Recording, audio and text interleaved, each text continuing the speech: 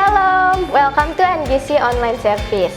Selamat datang buat kalian semua di ibadah online New Generation Community. Hari ini adalah hari yang indah untuk kita bersekutu bersama di ibadah online hari ini. Walaupun kita terpisah jauh, tapi saya yakin gak bakal mengurangi sukacita kalian. Saya juga menyambut teman-teman sekalian yang baru pertama kali datang mengikuti ibadah ini. Kiranya ada sukacita, damai sejahtera yang terus mengalir dalam hidup kalian. So, jangan lama-lama lagi, mari kita siapkan hati kita untuk memuji dan memuliakan nama Tuhan. Mari kita berdoa. Tuhan, terima kasih atas berkat-Mu hari ini ya Tuhan, sudah membimbingkan kami ya Tuhan. Sebentar lagi kami akan memulai ibadah ya Tuhan. Tolong bimbingan kami dari awal sampai akhir. Terima kasih ya Tuhan, dan Yesus kami sudah berdoa. Amin. Selamat beribadah.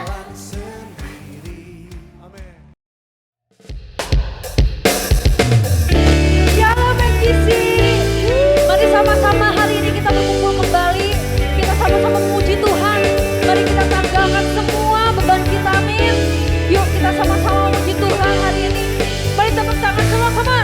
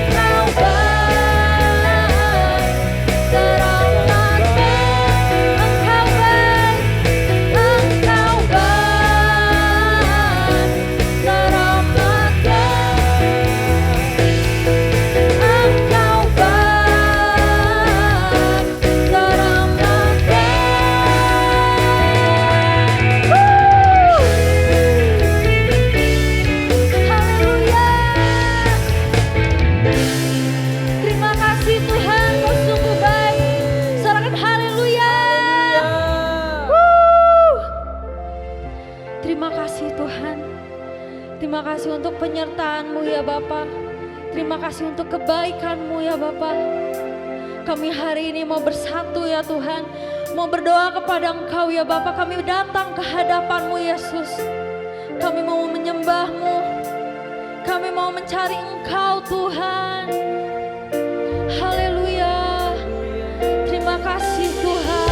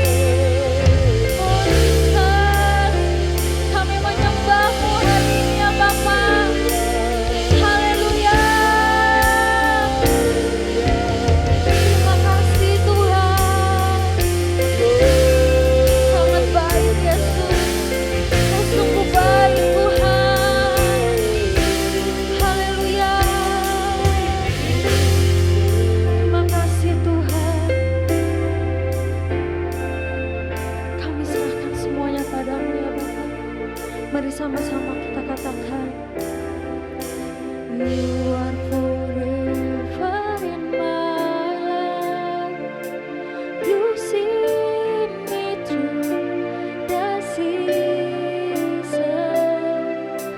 Cover me with your hand and lead me in your righteousness. Look to you.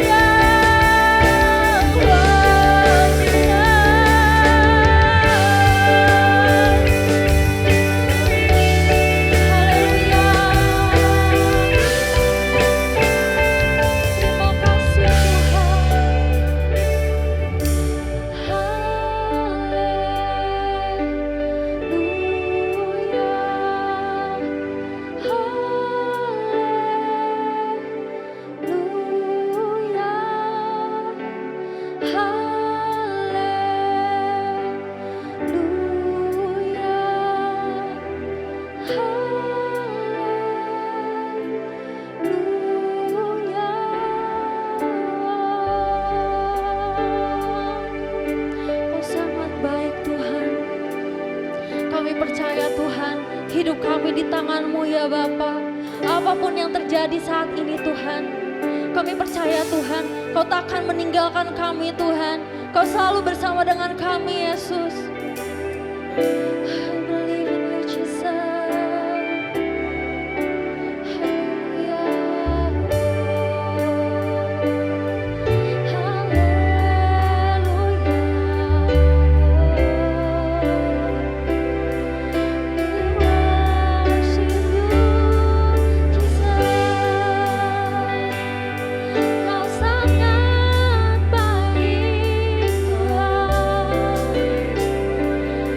Believe in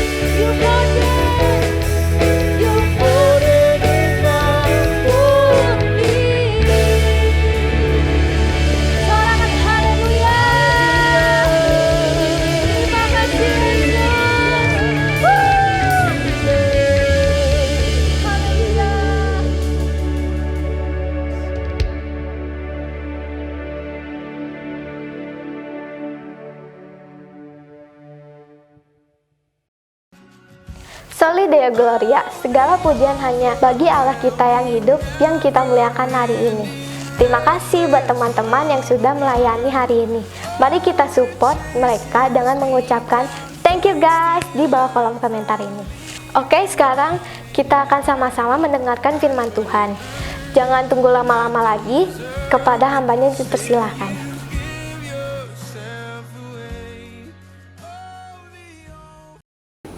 Ya, shalom teman-teman New Generation Community dimanapun berada pada kesempatan sore hari ini. Saya berdoa semuanya dalam keadaan yang baik, tetap mengalami kebaikan Tuhan, tetap dalam anugerah Tuhan, dan tetap bersuka cita. Amin.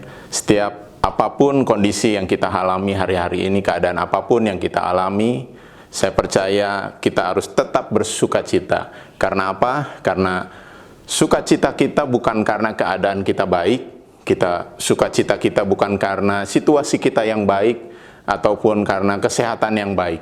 Sukacita kita karena Tuhan Yesus baik, ya. Dan saya percaya Tuhan Yesus tetap baik, selalu baik bagi kita. Karena itu kita tetap bersukacita. Dan firman Tuhan katakan bahwa sukacita Tuhan itulah kekuatan bagi setiap kita, kekuatan untuk menghadapi situasi keadaan yang terjadi hari-hari ini. Puji Tuhan, haleluya. Ya, terima kasih buat Pak Yohanes Sendang buat kesempatan yang diberikan kepada saya untuk menyampaikan sharing firman Tuhan pada sore malam hari ini. Dan sebelum kita bersama-sama belajar sharing kebenaran firman Tuhan, mari kita berdoa terlebih dahulu. Mari kita satukan hati, kita mau berdoa. Tuhan, terima kasih buat kesempatan sore malam hari ini. Kalau kami boleh kembali menikmati hadirat-Mu Tuhan. Terima kasih Tuhan buat kebaikan-Mu, buat anugerah-Mu Tuhan. Terima kasih kami boleh kembali memuji menyembah-Mu Tuhan. Kami boleh menikmati hadirat-Mu Tuhan. Kami percaya Tuhan, Engkau yang terus menyertai setiap kami Tuhan. Dan sore hari ini Tuhan, hadirat-Mu hadir dimanapun kami berada Tuhan, di tempat kami masing-masing. Ada lawatan Tuhan, ada kuasa Tuhan yang bekerja Tuhan. Terima kasih Bapa, terima kasih. Bila sebentar kami akan bersama-sama sharing kebenaran firman-Mu Tuhan. Urapi kami semua Tuhan, urapi hamba-Mu Tuhan. Pakai mulut, bibir, lidah hamba-Mu Tuhan. Sampaikan apa yang menjadi isi hati-Mu Tuhan bagi setiap kami pada sore hari ini Tuhan. Engkau yang mengurapi seluruh umat-Mu Tuhan. Terima kasih Bapa, terima kasih. Di dalam nama Tuhan Yesus kami berdoa, kami ucap syukur. Haleluya, amin. Hari ini kita akan berbicara satu tema, yaitu pelayanan prima, ya, atau excellent service. Ya, mungkin teman-teman sudah pernah mendengar kata ini, ya, pelayanan prima atau excellent service ini. Kalau teman-teman perhatikan di luar sana, di dunia bisnis, di dunia usaha, hari-hari ini istilah pelayanan prima atau excellent service ini sudah menjadi hal yang biasa. Ya, setiap bidang usaha apapun itu, ya, pariwisata, perdagangan, perhotelan, perbankan dan lain sebagainya, semuanya berlomba-lomba untuk memberikan pelayanan prima. Apa itu pelayanan prima? Pelayanan prima adalah pelayanan yang terbaik yang bisa diberikan kepada pelanggan, kepada customer, kepada nasabah, dan lain sebagainya. Ya, jadi setiap bidang usaha mereka berusaha untuk memberikan pelayanan yang terbaik bagi setiap pelanggannya. Ya, kalau mungkin teman-teman pernah datang ke satu tempat, misalkan sebuah tempat makan gitu ya. Begitu kita sampai, kita mau masuk sudah disambut, ya, dibukakan pintu, ya, disapa dengan senyuman dan lain sebagainya. Ya, datang ke bank juga sama demikian, ya. Dan banyak strategi atau trik yang perusahaan-perusahaan lakukan untuk mereka memberikan excellent service ini. Ya, bahkan kalau kita datang ke pom bensin, ya, ke pom bensin, kita mau isi bensin, kita lihat mereka juga memberikan pelayanan prima bagi kita. Ya, kalau mungkin teman-teman perhatikan, ada spanduk di sana di pom bensin yang saya pernah lihat, 3S. Ya. Apa itu? Salam, senyum, sapa. Ya. Itu satu bentuk pelayanan prima yang mereka hendak berikan kepada setiap pelanggannya gitu ya. Nah, ini terjadi di dalam dunia bisnis, dunia usaha gitu ya. Nah, apa tujuannya? Apa tujuannya mereka melakukan pelayanan prima ini? Ya, secara garis besar kalau saya bisa rangkum gitu ya, ada 3 hal tujuannya. Yang pertama, untuk menarik pelanggan. Ya, pasti ya pelayanan yang terbaik mereka berikan ini untuk menarik pelanggan untuk datang ke tempatnya. Yang kedua, untuk memuaskan pelanggannya. Ya, memuaskan setiap pelanggan yang datang ke tempat usahanya. Itu tujuan yang kedua. Yang ketiga, untuk mempertahankan pelanggan untuk tetap datang ya ke tempat usahanya dan untuk bisa jadi pelanggan tetap gitu di tempat usahanya. Itu tujuannya. Ya, secara garis besar 3 hal ini mungkin yang menjadi tujuan dari setiap usaha, bidang usaha yang memberikan pelayanan prima atau excellent service kepada pelanggannya. Nah, hal-hal ini terjadi di dunia bisnis. Bagaimana dengan kita sebagai gereja Tuhan, sebagai anak-anak Tuhan? Perlukah pelayanan prima atau excellent service ini kita bangun, kita lakukan di dalam kehidupan kita? Jawabannya adalah sangat perlu. Ya, jawabannya adalah sangat perlu sekali. Kenapa? Kita akan buka firman Tuhan, Kolose 3 ayat yang ke-23. Firman Tuhan katakan begini, apapun juga yang kamu perbuat, perbuatlah dengan segenap hatimu seperti untuk Tuhan dan bukan untuk manusia. Ya, sekali lagi saya bacakan firman Tuhan dalam Kolose 3 ayat 23. Apapun juga yang kamu perbuat, perbuatlah dengan segenap hatimu seperti untuk Tuhan dan bukan untuk manusia. Firman Tuhan di sini sangat jelas sekali katakan bagi kita semua. Apapun juga yang kita perbuat harus dilakukan dengan segenap hati. Harus dilakukan dengan yang terbaik yang bisa kita lakukan. Ya, dengan segenap hati seperti untuk Tuhan dan bukan untuk manusia. Jelas, berarti segala sesuatu yang kita lakukan harus kita lakukan dengan terbaik, memberikan yang terbaik dengan segenap hati kita. Saya percaya kalau teman-teman melakukan segala sesuatu dan berpikir ini untuk Tuhan, teman-teman akan melakukannya dengan segenap hati. Teman-teman akan melakukannya yang terbaik yang bisa dilakukan. Amin. Ya, ini firman Tuhan jelas. Berarti kita memang harus memberikan excellent service. Ya, pelayanan yang terbaik. Tapi kan mungkin ada pertanyaan, saya kan nggak melayani di gereja. Oke, mungkin tidak pelayanan di gereja.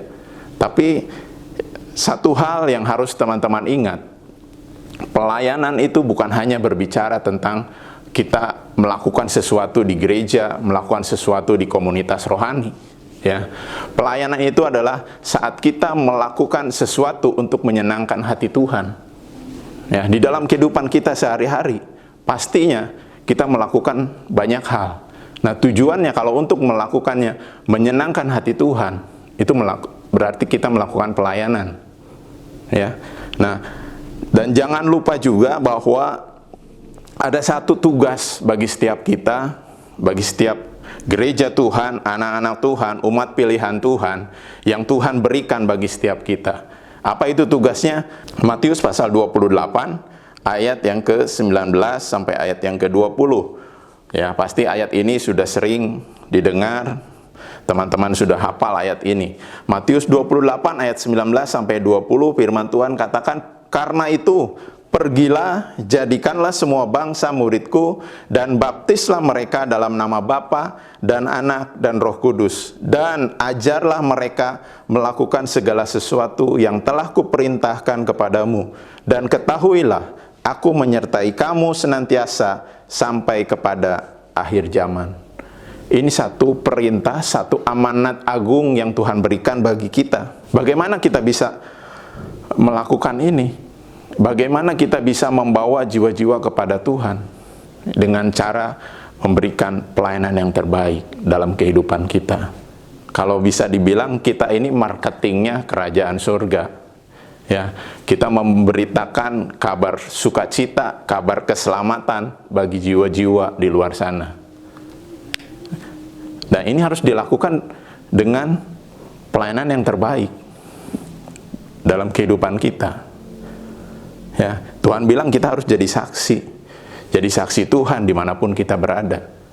Artinya kita ini pelayan-pelayan Tuhan, bukan hanya berbicara sebagai pelayan di kegiatan rohani, di gereja atau di komunitas rohani. Tapi dalam kehidupan kita, sehari-hari, kita ini pelayan-pelayan Tuhan. Kalau kita pelayan Tuhan, berarti kita harus memberikan pelayanan prima, pelayanan yang terbaik kepada Tuhan dan kepada jiwa-jiwa yang kita layani. Amin. Ya, ingat tujuan pelayanan prima di dunia bisnis tadi saya katakan, pertama untuk menarik pelanggan, memuaskan pelanggan, mempertahankan pelanggan. Ya, nah ini juga bisa kita terapkan di dalam kehidupan rohani, ya, sebagai pelayan Tuhan.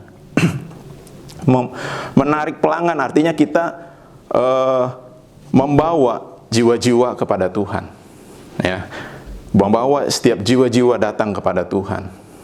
Memuaskan artinya membuat mereka bisa bertumbuh di dalam Tuhan, ya.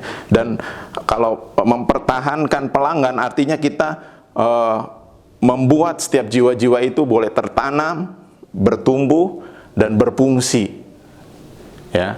Dan sampai waktunya mereka pun bisa melayani juga. Itu tujuannya, ya.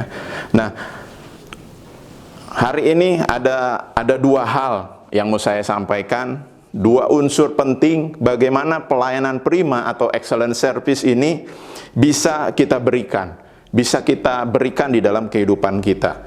Yang pertama, unsur yang pertama untuk kita bisa memberikan excellent service atau pelayanan prima, yaitu harus adanya excellent character atau karakter yang baik, karakter yang unggul. Excellent character dari seorang pelayan Tuhan, salah satunya adalah karakter hamba. Ya, karakter hamba sangat diperlukan di dalam diri seorang pelayan Tuhan. Dan teladan dari karakter hamba yang paling baik yaitu di dalam Tuhan. Ya, Tuhan Yesus teladan kita dalam hal karakter hamba. Kita mau lihat firman Tuhan. Filipi pasal 2 ayat yang ke-7. Firman Tuhan katakan di sini, melainkan telah mengosongkan dirinya sendiri dan mengambil rupa seorang hamba dan menjadi sama dengan manusia. Tuhan Yesus datang ke dunia tidak membawa atribut keilahian atau sebagai Tuhan yang berkuasa, tapi dia mengosongkan dirinya sendiri dan mengambil rupa seorang hamba dan menjadi sama dengan manusia. Dan kalau kita baca di dalam Markus 10 ayat 45, ya, Markus 10 ayat 45 dikatakan, karena anak manusia juga datang bukan untuk dilayani, melainkan untuk melayani dan memberikan nyawanya menjadi tebusan bagi banyak orang. Amin. Ya, Tuhan Yesus datang ke dunia bukan untuk dilayani, tapi untuk melayani. Ini karakter hamba. Ya, seorang hamba itu bukan untuk dilayani, tapi untuk melayani. Kita kalau mau memberikan excellent service, pelayanan yang prima, baik itu berbicara di dalam pelayanan di gereja, pelayanan dalam kehidupan kita sehari-hari, kita harus punya karakter seorang hamba. Dan karakter hamba ini bukan dengan mudahnya terbentuk. Pasti harus ada proses yang kita alami, yang kita lewati untuk kita bisa memiliki karakter hamba. Karena tidak mudah, ya, seorang hamba perlu merendahkan diri, ya, perlu berpikir bahwa orang lain itu lebih penting dari dirinya sendiri.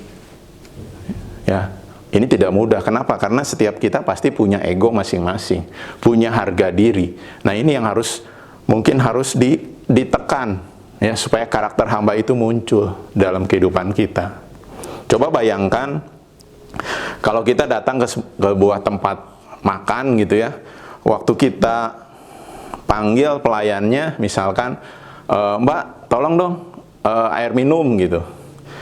Terus tiba-tiba pelayannya itu bilang, enak aja, ambil aja sendiri gitu. Wah, pasti kalian tidak akan datang lagi ke tempat makan tersebut, betul? Ya, kalian kan berpikir saya ini pelanggan, saya ini kan harusnya dilayani gitu. Tapi ternyata pelayannya tidak mau melayani.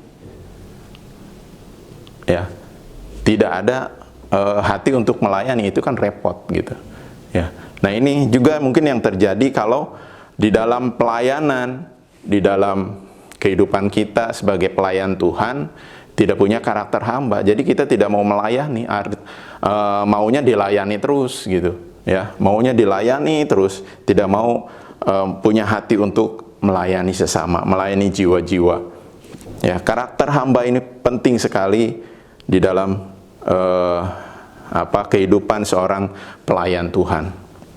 Ya, excellent character juga berbicara bagaimana gaya hidup kita.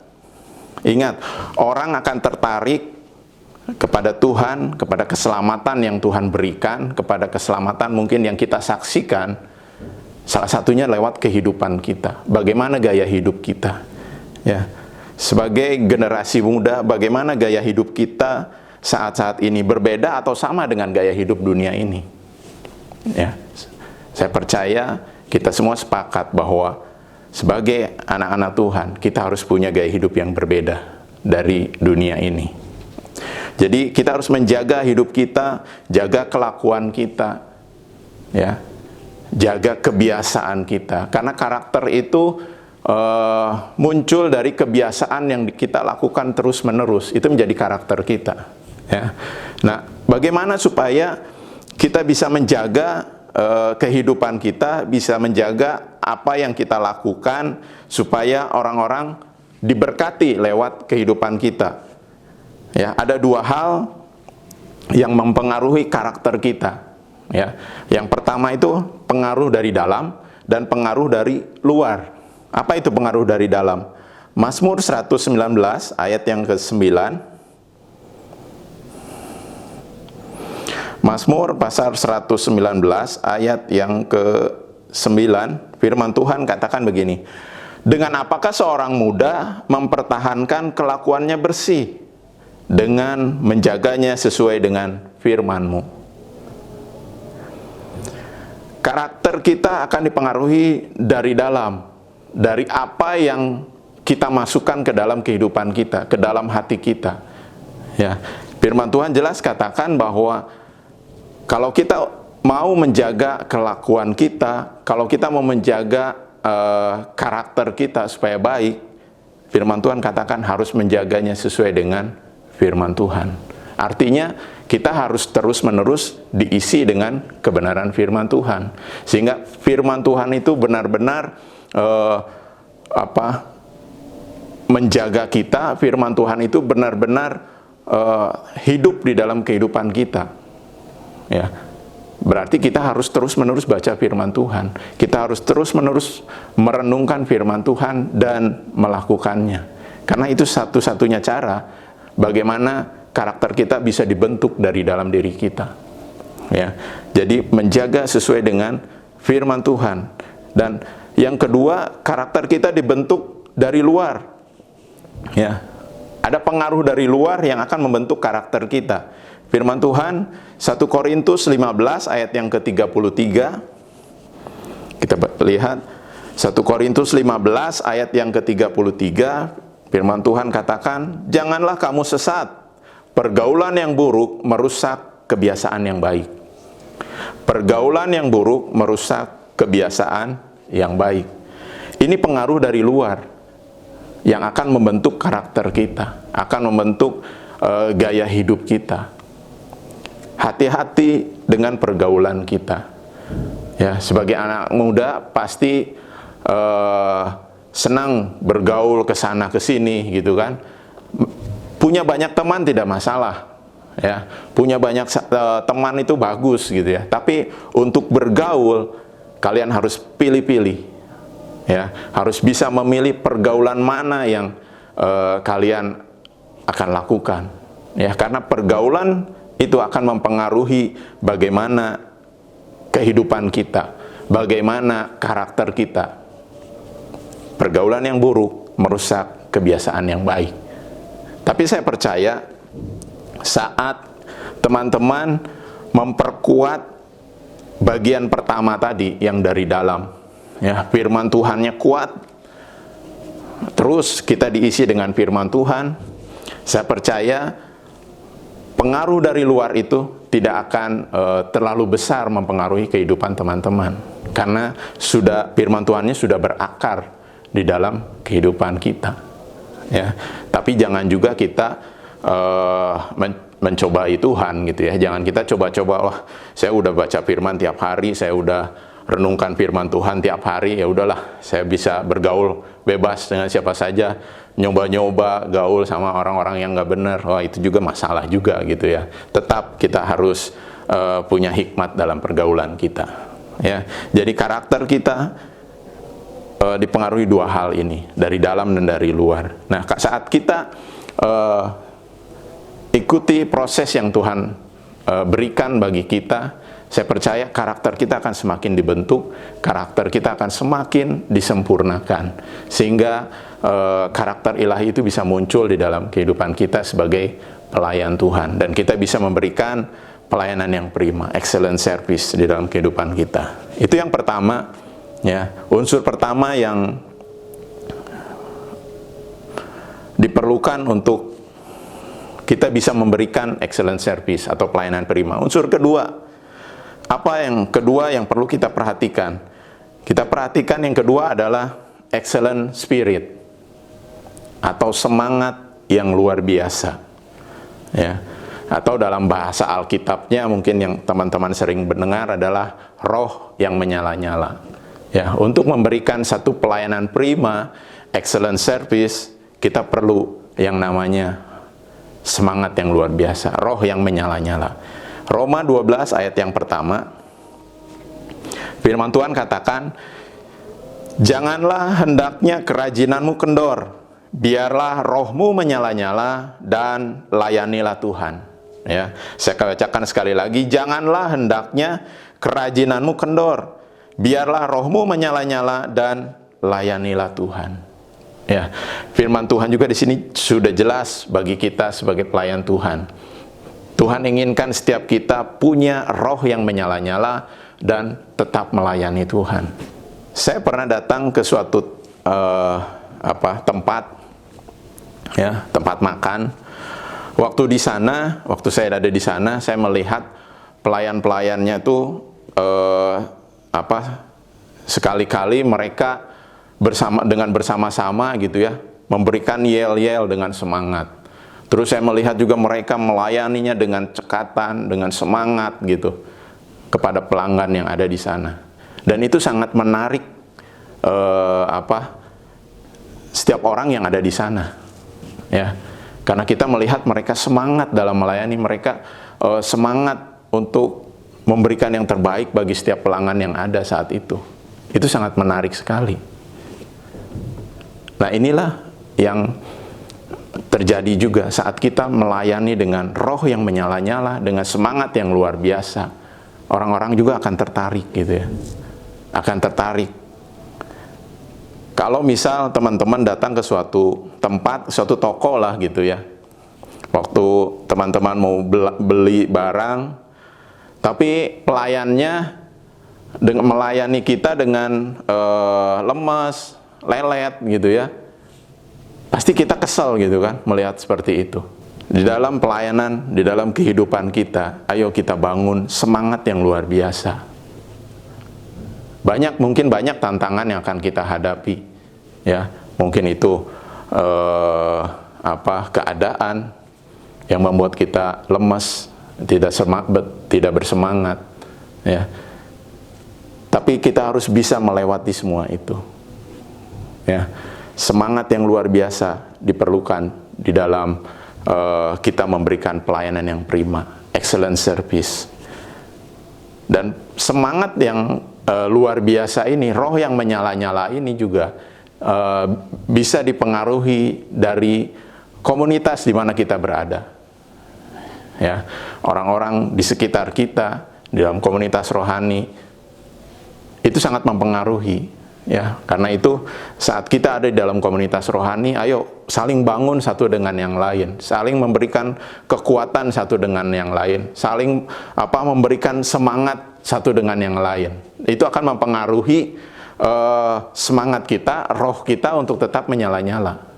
Ya, jadi saya percaya saat kita melakukannya, ya, setiap pelayanan apapun di dalam kehidupan kita yang Tuhan sudah percayakan atas kita, kita lakukan dengan semangat yang luar biasa, kita akan melihat hasil yang luar biasa juga dari apa yang kita lakukan. Ya. Terlebih di dalam pelayanan di kegiatan rohani, ya, itu sudah jelas sekali bahwa kita harus melakukannya dengan semangat, dengan roh yang luar biasa. Apapun bagiannya di dalam pelayanan kita yang kita lakukan, kita harus lakukan dengan semangat. Jangan pilih-pilih, wah saya sih kalau pelayanan mimbar baru saya semangat, kalau cuman beres-beres kursi biasa aja lah, nggak bisa gitu ya. Apapun bagian pelayanan kita, lakukan dengan semangat, lakukan yang terbaik, dan kita akan melihat, ya, apa hasil yang terbaik Tuhan akan nyatakan bagi kita. Amin. Ya, jadi dua hal ini yang saya rasa perlu kita perhatikan, bagaimana supaya kita memiliki memberikan satu pelayanan yang prima, excellent service di dalam kehidupan kita.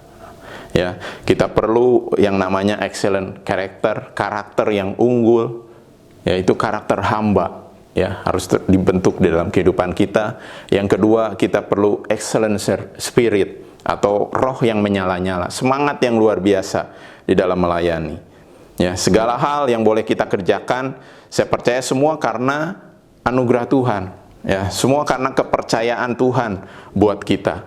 Karena itu kita lakukan dan berikan yang terbaik. Kita berikan yang excellent, ya, untuk Tuhan dan untuk jiwa-jiwa yang kita layani. Saat kita mau untuk memberikan yang terbaik, excellent service, Tuhan yang akan terus memperlengkapi kita, Tuhan akan terus memampukan kita untuk melakukan semuanya. Ya, satu ayat terakhir saya mau bagikan di dalam 2 Korintus 3 ayat yang ke-5.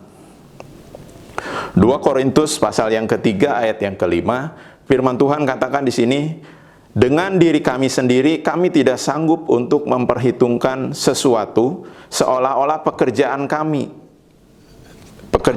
sendiri. Tidak, kesanggupan kami adalah pekerjaan Allah. Ya, sekali lagi, dengan diri kami sendiri kami tidak sanggup untuk memperhitungkan sesuatu seolah-olah pekerjaan kami sendiri. Tidak, kesanggupan kami adalah pekerjaan Allah. Ya, jadi kesanggupan kita untuk melakukan pelayanan yang prima, excellent service, itu bukan karena kita hebat, bukan karena kita mampu, tapi Tuhan sendiri yang bekerja dalam diri kita. Saya mengajak semuanya, ayo kita sama-sama, ya, hari-hari ini berikan pelayanan yang terbaik, excellent service. Baik itu di dalam pelayanan di gereja, di komunitas rohani, ataupun di dalam kehidupan kita sehari-hari. Supaya orang-orang melihat dalam apa yang kita lakukan di dalam kehidupan kita, dan mereka bisa mempermuliakan Bapa di surga. Puji Tuhan, itu yang bisa saya sampaikan pada kesempatan hari ini. Yuk, mari kita berdoa untuk menutup firman Tuhan. Bapa, terima kasih Tuhan buat kesempatan kami boleh kembali belajar kebenaran firman-Mu Tuhan. Kami tahu Tuhan, Engkau yang telah memilih kami Tuhan, Engkau yang telah menetapkan kami menjadi pelayan-pelayan Tuhan. di dalam kehidupan kami Tuhan. Apapun yang kami lakukan, biarlah kami boleh melakukannya dengan segenap hati kami, seperti untuk Tuhan dan bukan untuk manusia. Kami boleh memberikan yang terbaik Tuhan. Kami boleh memberikan pelayanan yang prima, excellent service Tuhan, di dalam kehidupan kami. Satu menjadi tujuannya, supaya nama Tuhan dipermuliakan. Banyak jiwa-jiwa datang untuk menyembah-Mu Tuhan. Terima kasih Bapa, berkati setiap anak-anak-Mu Tuhan, dimanapun saat ini berada Tuhan. Engkau yang memberkati dalam setiap kondisi apapun yang dihadapi hari-hari ini Tuhan. Kami percaya Tuhan yang terus menyertai setiap anak-anak-Mu Tuhan. Bahkan kami percaya ada anugerah-Mu Tuhan yang terus berlimpah atas setiap anak-anak-Mu Tuhan. Terima kasih Bapa, terima kasih Tuhan. Kami bersyukur buat kesempatan sore malam hari ini Tuhan. Dan kami kembalikan segala puji, hormat, syukur, kemuliaan hanya bagi nama-Mu. Di dalam nama Tuhan Yesus kami berdoa bersyukur. Haleluya. Amin. Tuhan Yesus memberkati. Kemuliaan hanya bagi Tuhan kita, biarlah firman Tuhan hari ini menjadi pelita dalam hidup ini. Kita boleh hidup dalam kasih Kristus setiap saat. Saya ucapkan terima kasih buat teman-teman yang sudah mengikuti dari awal sampai akhir ibadah ini. Saya berdoa kalian semua tetap semangat menjalani hidup, tetap percaya Tuhan selalu memberi yang terbaik bagi kita. Sampai jumpa di ibadah minggu depan. Tuhan Yesus memberkati. Shalom.